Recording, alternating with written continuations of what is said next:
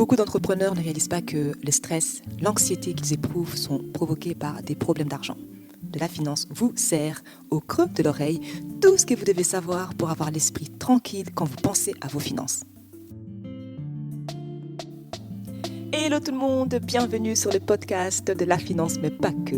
Nous aidons celles et ceux qui ont l'esprit d'entreprendre à se libérer du stress provoqué par l'argent et à bâtir de la richesse. Je suis Solange Baboy, consultante financière spécialisée en gestion d'argent. Aujourd'hui, on va tenter de répondre à la question suivante. Comment gagner de l'argent en faisant ce que tu aimes? Comment gagner de l'argent en faisant ce qui te passionne? Est-ce que vous êtes prêts? C'est parti. Beaucoup de business se cassent les dents.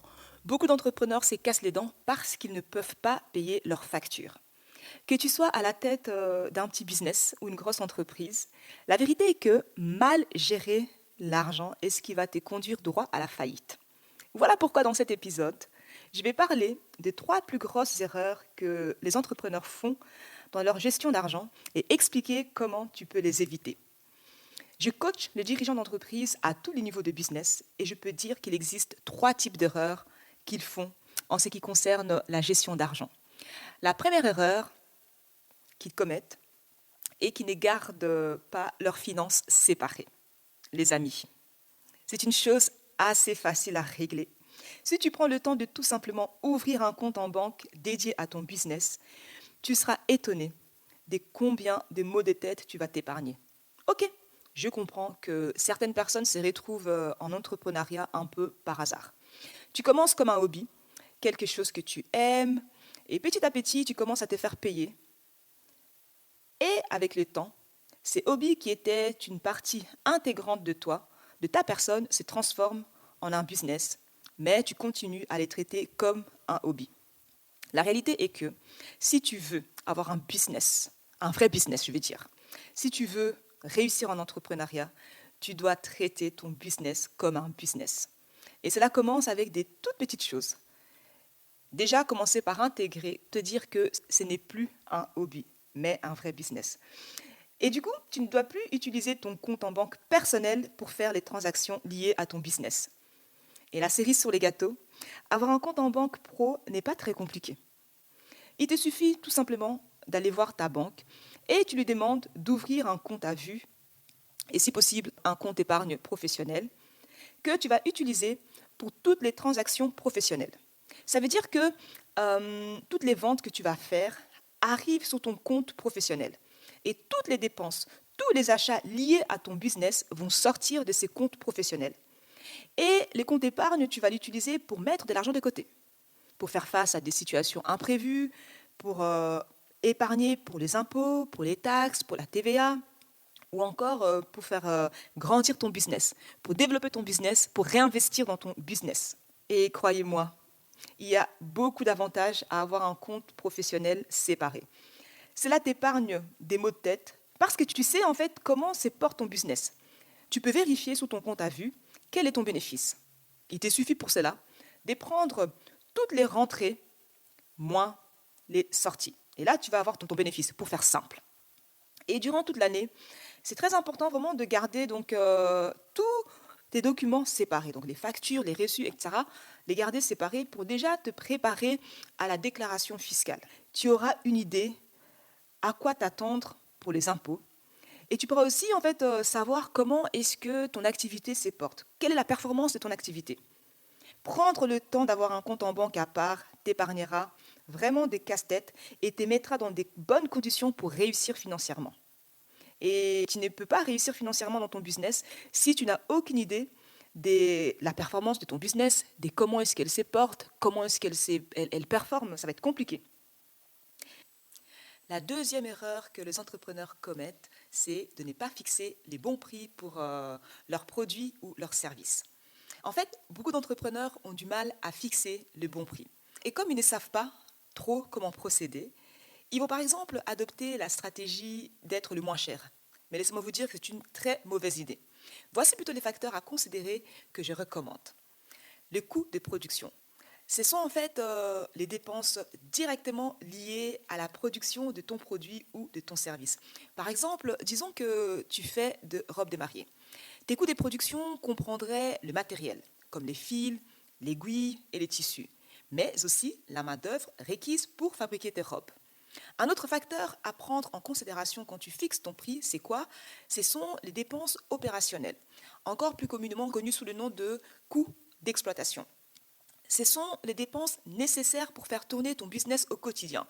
Par exemple, les factures de téléphone, les factures d'Internet, les loyers, le temps que tu investis dans la fabrication de tes produits, dans tes services, etc. Un autre facteur à considérer, c'est la qualité des produits et la qualité des services que tu fournis. Pour pouvoir mesurer la qualité de ton produit, ça pourrait par exemple être le matériel utilisé, donc la qualité du matériel utilisé. Et pour les services, ça peut être ton niveau d'études, tes années d'expérience, ton portfolio client, les récompenses que tu as reçues. Ça peut aussi être les résultats que tu apportes à tes clients. C'est que tu leur permets d'obtenir comme résultat. Un autre facteur, c'est que le marché, ton marché cible, c'est que ta cible est prête à payer. Encore un autre facteur à prendre en considération, ce sont les prix pratiqués par la concurrence. Pourquoi? Parce que ça va te donner une indication, une idée de ce que le marché est prêt à payer et la fourchette des prix pratiqués dans ton secteur d'activité. Un autre facteur à ne pas négliger, c'est la localisation. Si ton business est entièrement en ligne, la localisation ne s'applique pas à toi. Mais si tu as un magasin physique où tu fais des prestations de services en présentiel, l'endroit où tu opères aura un impact sur ton prix. Étant donné que les coûts de la vie varient d'un endroit à un autre, tes prix devraient dès lors refléter ta localisation. Une personne qui vit à Bruxelles, par exemple, ne demandera pas les mêmes prix qu'une personne qui vit dans les fins fonds de Mons. Les trucs avec la fixation de prix, le pricing, c'est que même après avoir pris en compte tes coûts de production, tes dépenses, le temps investi, la qualité, c'est que le marché est prêt à payer, la concurrence et la localisation, tu n'arriveras jamais au prix parfait. En tout cas, l'idée, c'est de trouver une fourchette des prix de ton point idéal. Et puis tu testes et tu vois ce qui marche pour ton business. Quand tu fais cela, tu vas arriver à un prix qui permet à ton business d'être rentable. La troisième erreur que les entrepreneurs commettent souvent, c'est de ne pas dégager des bénéfices. Pour faire simple, ne pas être rentable. Ils ne gagnent pas d'argent, nada, rien, nix. Les amis, il ne faut pas confondre ton résultat brut et ton résultat net. En tout cas, la solution que moi j'ai préconise, c'est de te familiariser avec les notions financières, telles que chiffre d'affaires, résultat brut, résultat net, dépenses opérationnelles, coûts d'exploitation, coûts de production, bénéfices reportés, etc. Je t'invite pour cela à vraiment te faire accompagner par un professionnel du chiffre pour t'aider à comprendre toutes ces notions essentielles qui vont te permettre de bien gérer l'argent de ton business. Chez De La Finance, on est convaincu que tu n'as pas besoin d'avoir un MBA pour bien gérer l'argent de ton business. On te donne les bases faciles à comprendre et faciles à suivre qui s'appliquent à n'importe quelle activité et qui vont vraiment te permettre de maîtriser ta gestion financière. La première chose à savoir est que l'argent qui rentre dans ton business via les gens qui achètent tes produits ou qui font appel à tes services est ton chiffre d'affaires.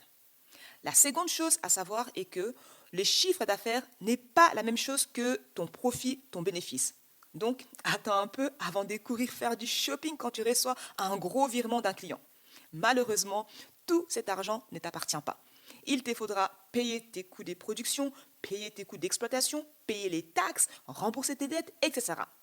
Les amis, si vous faites ces trois choses, si vous évitez les erreurs de ne pas avoir des finances séparées, de ne pas fixer les bons prix et de ne pas être rentable, mais qu'à la place, tu ouvres un compte en banque professionnel, tu trouves ton point idéal pour ton pricing et que tu dégages un bénéfice, tu fais ces choses, cela te permettra de gagner vraiment de l'argent en faisant ce que tu aimes. C'est exactement la raison pour laquelle de la finance existe. Nous voulons vous outiller, nous voulons vous armer pour réussir financièrement et garder votre business en vie sur le long terme. Ainsi, tu peux vivre de ton travail des rêves. Ah, n'est-ce pas merveilleux ça? Les devoirs pour aujourd'hui, c'est de prendre le temps de faire une introspection et de répondre à la question suivante.